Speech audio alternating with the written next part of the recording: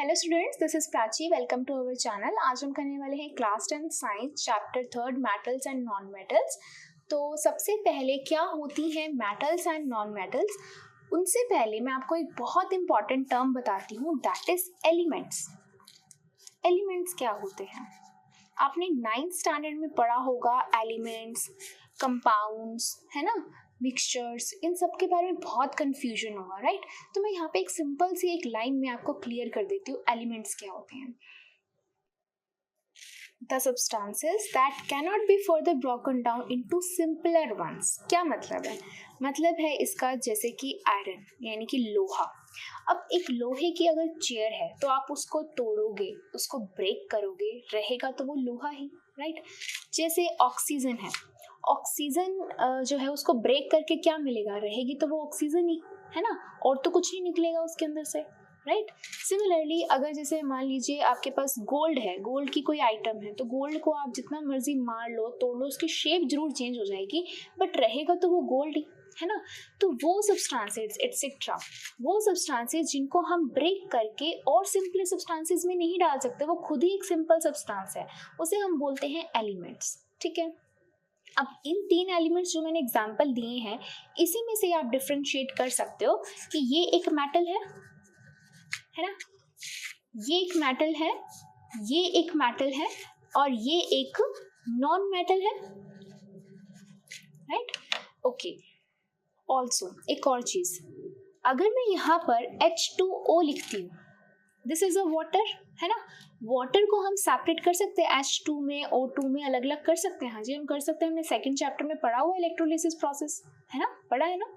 अगर नहीं पढ़ा है तो उसको भी एक बार पढ़ लीजिए, जिसका लिंक मैं आई बटन पर डाल दूंगी, राइट? तो हम जब इसको ब्रेक करेंगे तो ये हाइड्रोजन में अलग चला जाएगा और ऑक्सीजन में अलग चला जाएगा। तो दिस इज नॉट एलिमेंट, ये एक कंपाउंड है। ठीक है, कंपाउंड क्या होता है? जब 2 या 2 से ज्यादा एलिमेंट से बना होता है, उसे हम कंपाउंड कहते हैं। अब ये हाइड्रोजन जो है, ये एक एलिमेंट हो गया। क्यों? अगर हाइड्रोजन को हम तोड़ेंगे तो रहेगा तो हाइड्रोजन ही। सिमिलरली ऑक्सीजन भी क्या हो गया? एक एलिमेंट हो गया। अब रहेगा तो वो ऑक्सीजन ही, राइट? अब यहाँ पर ये दोनों के दोनों क्या है? यहाँ पर दोनों के दोनों ये नॉन मेटल्स है ना? अभी तक आप लोग बता तो पा रहे हो कि ये मेटल्स हैं, ये नॉन मेटल्स है, लेकिन अगर मैंने आपको, ये तो आपको जानी पहचानी सी चीजें लग रही हैं, है ना? तो ऐसे ही अगर मैं ये बोल देती हूँ फ्लोरीन, बताओ फ्लोरीन क्या है? एक मेटल है, ये नॉन मेटल है? भाई आपने लोहा सुना था, ऑक्सीजन सुना था, गोल्ड सुन लिया था, हाइड्रोजन, ये सब चीज़ें सुनी हुई थी, तो आप बता सकते थे कि हाँ ये मेटल है और एक नॉन मेटल है। ठीक है, तो ये फ्लोरीन सुना हुआ है। तो ऐसी भी तो चीज़ें होती हैं जो आपने नहीं सुनी हुई है, राइट? तो एलिमेंट जो है ना हमारे नेचर में, वो कम से कम 118 एलिमेंट्स अभी तक आ चुके हैं, और भी डिस्कवर होते रहते हैं। ठीक है, और भी बनते रहते हैं, 118 हैं। अब इसके अंदर से कुछ मेटल्स हैं, ठीक है, कुछ नॉन मेटल्स हैं, ठीक है, और कुछ मेटेलॉइड्स हैं। ठीक है, मेटेलॉइड्स क्या होता है? सिंपल सी बात है, जिनकी कुछ प्रॉपर्टीज मेटल्स की होती है और कुछ प्रॉपर्टीज नॉन मेटल्स की होती है। ठीक है, अब मेन चीज पर आते हैं मेटल्स और नॉन मेटल्स। आपने छोटी क्लासेस में पढ़ा होगा कि मेटल्स जो होते हैं वो क्या होते हैं? Good conductor of heat electricity. Non metals क्या होते हैं? Bad conductor of heat and electricity, है ना? और भी पढ़ा होगा ये क्या होते हैं? हार्ड होते हैं, ये क्या होते हैं? ये हार्ड नहीं होते हैं। ये छोटी छोटी चीजें पढ़ी होंगी।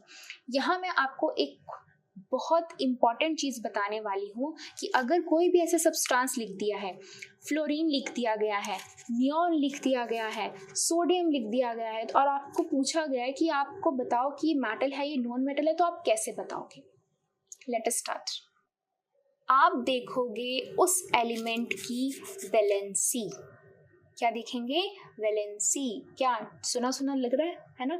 मैंने जब ये चैप्टर स्टार्ट किए थे, मैंने आपको तभी बताया था, आपकी साइंस में 10th चैप्टर में 1 to 5 चैप्टर्स जो हैं वो केमिस्ट्री के हैं, और उसके लिए आपको क्लास 9th में जो मैंने चैप्टर नंबर 3 पढ़ाया हुआ है, जिसके अंदर मैंने आपको atomic number, mass number, electronic configuration, valency, ये सब चीज़ें पढ़ाई हुई हैं, उनको रिवाइज करना जरूरी है। देखा आगे ना वैलेंसी, है ना।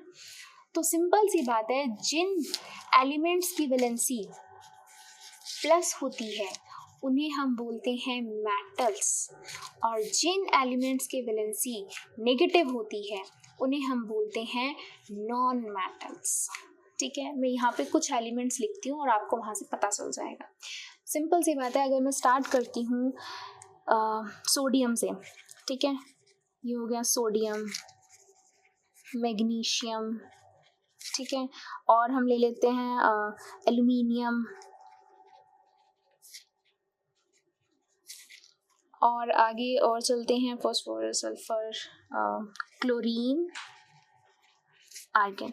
ठीक है, मैं ये इन 5 की बात करती हूँ पहले। तो मैं, अगर आपको याद हो इनके एटॉमिक नंबर्स वगैरह, अगर अभी तक आप लोगों ने ये चीज़ नहीं देखी, ये वीडियो नहीं देखी है, ये टेबल बहुत इंपॉर्टेंट है, अभी भी नहीं देखे तो अभी भी टाइम है, एक बार जरूर देखें। इसका लिंक भी मैं आई बटन पे डाल दूंगी। इससे आपको मैंने 1 to 20 एलिमेंट्स करवाए हुए हैं बहुत अच्छे से, तो आपको 118 लर्न करने की नीड नहीं है। अगर आप 1 to 20 लर्न कर लेते हैं तो उससे भी आपका काम चल जाएगा। ठीक है, तो ये टेबल जरूर एक बार लर्न करें। अगर आपने वो लर्न कर ली है तो आप बता सकते होगे कि सोडियम का जो एटॉमिक नंबर है वो क्या है, वो है 11, और मैग्नीशियम का है 12, एल्यूमिनियम का है 13, क्लोरीन का है 14 नहीं है, इसका है 17, 14, 15, 16 किसी और का है। मैंने एक मेजर एग्जांपल्स लिए हैं, और ये है 18। ठीक है, तो ये तो हो गया इसका एटॉमिक नंबर। अब हम करते हैं इसकी इलेक्ट्रॉनिक कॉन्फ़िगरेशन। इलेक्ट्रॉनिक कॉन्फ़िगरेशन कैसे करते हैं, पहले में हम डालते हैं 2, दूसरे में हम डालते हैं 8, फिर तीसरे में भी 8, इस तरीके से ऐसे चलते हैं। ठीक है, तो यहाँ पर 11 है, 11 की इलेक्ट्रॉनिक कॉन्फ़िगरेशन करेंगे तो क्या आएगा, पहले 2, कितने बच गए 9, 9 में से अगले में भी गए 8, फिर क्या बच गया 1, वो चला गया आगे। तो 281 is the electronic configuration of sodium. Magnesium की 282, एल्यूमिनियम की 283। ठीक है, ऐसे क्लोरीन का 17 होता है, तो ये हो जाएगा 2, 8, 10 और 7 नेक्स्ट में चलेंगे। सिमिलरली 2, 8, 8 ये होगी इलेक्ट्रॉनिक कॉन्फ़िगरेशन। अब चलते हैं वैलेंसी पे। मैं इसको फास्ट इसलिए करवा रही हूँ क्योंकि अभी तक मैं सोच चुकी हूँ कि आपने ये पढ़ लिया होगा। ठीक है, अच्छा, अब चलते हैं वैलेंसी की तरफ। वैलेंसी कैसे फाइंड करते हैं, मेरे को ये यहाँ 8 चाहिए, ऑक्टेट चाहिए, मेरे को कंप्लीट 8 चाहिए, लेकिन इसके पास 1 है ना। तो 1 किसी को दे देना इजी है, ये 7 इलेक्ट्रॉन किसी से लेना इजी है। ऑब्वियसली हम 1 देना प्रेफर करेंगे, है ना। तो जब हम दे देते हैं, डोनेट करते हैं, तो डोनेट अच्छा काम करते हैं, तो साइन किसका लगता है, पॉजिटिव। जब हम किसी से बोरो करते हैं, उधार लेते हैं, तो क्या साइन लगता है, नेगेटिव का साइन लगता है। तो यानी कि यहाँ 8 चाहिए थे, 1 था इसके पास, तो उसको लगा कि 7 में किससे क्या लूंगा, 1 में दे ही देता हूँ इलेक्ट्रॉन, है ना। तो इसने 1 दे दिया और +1 इसकी वैलेंसी आ गई। +1 प्लस क्या होती है, metals, hence sodium is a metal. Next magnesium 282, 2, तो 6 पूरे 8 करने हैं, 6 लेना इजी है, 2 देना इजी, ऑब्वियसली 2 देना, इसकी भी +2 मतलब मेटल। अब यहाँ पर 8 कंप्लीट चाहिए, 5 लेगा या 3 दे देगा, ऑब्वियसली 3 दे देगा, अगेन 3 देना, पॉजिटिव, मेटल। नेक्स्ट क्लोरीन 287, अब 8 चाहिए थे, है ना, है इसके पास 7 इलेक्ट्रॉन्स। अब 1 ये लेगा या 7 दे देगा, ऑब्वियसली 1 लेगा ना, 1 लेना ज़्यादा इजी है। और बोरो करने के लिए नेगेटिव, और कितने ले रहा है, -1, माइनस मतलब कि वो क्या है, नॉन मेटल। सिमिलरली आर्गन 288, ठीक है, तो ये क्या है, 8 तो कंप्लीट हो गया, है ना। तो अब ये तो वैलेंसी क्या होगी, 0, या ना वो ले रहे हैं ना वो किसी को दे रहे हैं। इसका मतलब क्या है कि मेटल हुई या एक नॉन मेटल हुई, ये एक गैस है, and most of the gases are categorised under non metals. तो बच्चों को ये चीज़ बतानी बहुत ज़रूरी है कि हम किस चीज़ को मेटल और किस चीज़ को नॉन मेटल बोलेंगे, क्योंकि आप इस स्टैंडर्ड में ऐसे नहीं हो कि हर एक चीज़, हर एक मेटल, हर एक एलिमेंट आपको लैब्स में दिखाया जाए कि ये देखिए कि ये कैसी कैसी दिख रही है आपको, गैस है तो ये एक मेटल है या एक नॉन मेटल है, इस तरीके से आपको नहीं बताया जा सकता। आप सिर्फ ये चीज़ ध्यान दे सकते हैं, जितनी आपके पास नॉलेज है आप उसमें से ग्रैब कर सकते हैं कि जिन जिन की पॉजिटिव वैलेंसी आ जाए आप उसको बोलेंगे कि ये मेटल है, जिनकी नेगेटिव आ जाए वो क्या है, एक नॉन मेटल है, राइट। ओके, अब हम चलते हैं इनकी फिजिकल प्रॉपर्टीज के ऊपर जो आप छोटे स्टैंडर्ड से पढ़ते आ रहे हैं, ठीक है, बट यहाँ पर हम उसको थोड़े और डीपली पढ़ेंगे। Let us start the physical properties of metals and non metals. तो यहाँ मैंने एक टेबल बना लिया, यहाँ हम बात करेंगे फिजिकल प्रॉपर्टीज़ की, जैसे कि फिजिकल स्टेट कैसे क्या उनकी स्टेट होती है, सॉलिड लिक्विड गैसेस कैसे दिखती हैं, ठीक है, इन सब के बारे में बात करेंगे। यहाँ मेटल्स एंड नॉन मेटल्स की बात करेंगे, प्लस यहाँ पर मैं कुछ एक्सेप्शंस भी बताऊंगी आपको। एक्सेप्शंस क्या होती हैं वो आपको पता चल जाएगा। तो सबसे पहले बात करते हैं मेटल्स की। फिजिकल स्टेट, जो मेटल्स होती हैं वो कौन से स्टेट में होती है, सॉलिड लिक्विड गैसेस कौन से स्टेट में होती है, ऑब्वियसली वो सारी की सारी सॉलिड स्टेट में होती हैं, सॉलिड स्टेट। अब यहाँ पर एक एक्सेप्शन है, यानी कि एक ऐसी मेटल जो सॉलिड स्टेट में नहीं होती है, जो है मर्करी, वो होती है लिक्विड स्टेट में होती है। ये एक एक्सेप्शन है, मैं रेड से एक्सेप्शंस लिखती रहूंगी, राइट। ओके, अब नॉन मेटल्स क्या होती हैं? नॉन मेटल्स कुछ सॉलिड भी होती हैं, कुछ गैसेस भी होती हैं, ठीक है, mostly solid and mostly gases होती हैं, और सिर्फ एक ही ऐसी नॉन मेटल है जो लिक्विड होती है, दैट इज ब्रोमीन। ब्रोमीन जो है वो एक लिक्विड नॉन मेटल है, ठीक है। ये जो मैं रेड से मार्क कर रही हूँ ये ज़्यादा इंपॉर्टेंट है, पेपर में 1 मार्क्स में आ जाता है, name a non metal which is liquid, तो आप वहाँ पे लिखेंगे bromine. Name a metal which is liquid, तो आप वहाँ पे सोचेंगे भाई मेटल्स तो सारी सॉलिड होती हैं, तो वहाँ पे आपका आंसर आएगा मर्करी, राइट। नेक्स्ट क्वेश्चन आता है, नेक्स्ट फिजिकल प्रॉपर्टी है अपीयरेंस की, यानी कि वो कैसी दिखाई देती हैं। जो मेटल्स होती हैं वो शाइनी दिखाई देती है, यानी कि उनका सरफेस शाइनी शाइनी होता है। जो नॉन मेटल्स होती हैं वो डल दिखाई देती हैं, एक्सेप्ट आयोडीन। आयोडीन जो होती है वो एक थोड़ा सा उसके ऊपर शाइनी शाइनी सा सरफेस होता है। ये मैं आपको एक फोटो भी दिखा देती हूँ, ये एक आयोडीन है, आप देख सकते होगे कि इसका सरफेस थोड़ा सा क्या है, शाइनी शाइनी सा दिख रहा है। ये एक नॉन मेटल होने के बाद भी ये डल ना होकर क्या होती है, शाइनी होती है। तो नेक्स्ट आता है मेलिएबिलिटी एंड डक्टिलिटी। जो मेटल्स होती हैं वो मेलिएबल होती हैं, आर मेलिएबल एंड डक्टाइल, और जो नॉन मेटल्स होती हैं वो non malleable and non ductile होती हैं। अब मेलिएबल का मतलब क्या होता है कि किसी चीज़ को अगर हम हिट करते हैं हार्ड तो ये थिन शीट्स में कन्वर्ट हो जाती हैं, जैसे कि लोहे की चादरें होती हैं, ठीक है, जो घरों में गेट बने होते हैं वो क्या होते हैं, एक तरीके से शीट्स होती हैं, ठीक है। तो सिमिलरली डक्टिलिटी क्या होता है, जब उनको हम बीट करके थिन वायर्स में कन्वर्ट करते हैं, जैसे घरों में जो इलेक्ट्रिसिटी वायर्स होती हैं उसको अगर आप खोल के देखेंगे ऊपर से जो पीवीसी लगा होता है उसको हटाएंगे, अंदर से एक कॉपर की मेटल होती है, तो वो एक वायर में हमने कन्वर्ट कर लिया, तो ये होती हैं मेलिएबल एंड डक्टाइल, ठीक है। तो जिनको हम शीट्स में और वायर्स में कन्वर्ट कर सकते हैं, नॉन मेटल्स को हम ये चीज़ नहीं कर सकते। Next, you know very well, heat and electricity. Metals are good conductor of heat and electricity. तो मेटल्स जो होती हैं हीट एंड इलेक्ट्रिसिटी की गुड कंडक्टर्स होती हैं, जबकि नॉन मेटल्स बैड कंडक्टर होती हैं, एक्सेप्ट ग्रेफाइट।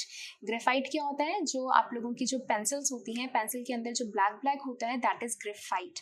तो वो जो होता है वो एक good conductor of heat and electricity होता है। आपने कभी नोटिस भी किया होगा, अगर आप अपनी पेंसिल को अच्छे से ऐसे रब करोगे और उसको चेक करोगे तो वो क्या हो जाएगी, हीटअप हो जाएगी, ठीक है। तो आपको पता चल जाएगा कि वो ऑलरेडी हीटअप हो चुकी है। तो this is a good example of heat and electricity जिसमें ग्रेफाइट उसको कंडक्ट करता है, राइट। नेक्स्ट आता है सोनोरिटी। सोनोरिटी का मतलब क्या होता है, साउंड प्रोड्यूस करना, यानी कि जिसको हम हिट करें और साउंड प्रोड्यूस हो।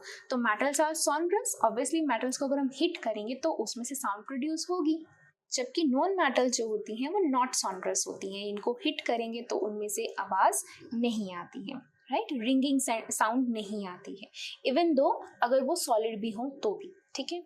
Next, density. तो मेटल्स ऑब्वियसली सॉलिड होती हैं तो वो ज़्यादा डेंस होंगी ना बजाय कि नॉन मेटल्स के, ठीक है। तो क्या लिखेंगे इसका आंसर, कि जो मेटल्स होती हैं वो हाई डेंसिटी की होती हैं, एक्सेप्ट एलाई lithium, Na, sodium, K, potassium, lithium sodium potassium के बजाय बाकी सारी की डेंसिटी हाई होती है। ये तीनों इतनी लेस डेंस होती हैं, इतनी कम घनी होती हैं कि ये पानी के ऊपर भी फ्लोट करेंगी, मतलब पानी से भी कम डेंसिटी होती है। बस इनको पानी के पास लेकर मत जाना, ये बहुत रिएक्टिव होती हैं, वहाँ पे ब्लास्ट हो जाएगा। कहने की बात है कि हाँ भी पानी से भी कम डेंस होती हैं, ठीक है। और नॉन मेटल जो होती हैं इनके कंपैरिजन में, मेटल से कंपैरिजन में क्या होती हैं, लो डेंसिटी की होती हैं। Last point, melting and boiling point. Obviously बात है, मेटल्स हैं, उनको मेल्ट होने के लिए, बॉयल होने के लिए ज़्यादा टेम्परेचर चाहिए, तो इनका मेल्टिंग और बॉइलिंग पॉइंट हाई होता है, except for gallium and caesium. ये दो ऐसी मेटल्स हैं, उनको अगर आप हथेली पर भी रखोगे ना तो भी वो मेल्ट हो जाएंगी, ठीक है। तो ये दोनों ऐसी मेटल्स हैं जो जिनका मेल्टिंग और बॉइलिंग पॉइंट बहुत कम होता है। सिमिलरली नॉन मेटल जो होती हैं उनका जो मेल्टिंग बॉइलिंग पॉइंट लो होता है, क्योंकि मोस्टली गैसेस होती हैं और सॉलिड भी होंगी तो वो लाइट सॉलिड्स होते हैं। बट बहुत इंपॉर्टेंट चीज़ है, name a non-metal which has very high melting and boiling point. This is a diamond and graphite. Diamond और graphite जो होते हैं उनका बहुत ही melting point ज़्यादा होता है। सिंपल सी बात है, यहाँ पे एक चीज़ बताऊंगी मैं आपको, जो डायमंड है ना, diamond is the hardest substance known to earth. जो डायमंड होता है इससे हार्ड सब्सटेंस अभी तक दुनिया में कोई नहीं बना है। और देखिए ये क्या है, एक नॉन मेटल है। ये डायमंड की जो हिस्ट्री है ना वो हम 4th चैप्टर में पढ़ेंगे। डायमंड के बारे में हम बहुत डिटेल में, डायमंड और ग्रेफाइट के बारे में बहुत डिटेल में हम 4th चैप्टर में पढ़ेंगे। इस चैप्टर के लिए आपको सिर्फ इतना पता होना चाहिए कि ये इनका हाई मेल्टिंग और बॉइलिंग पॉइंट होता है और ये नॉन मेटल्स की कैटेगरी में आती है। So thank you, that's all for this video. Next video में हम कवर करेंगे chemical properties of metals and non metals. Thank you.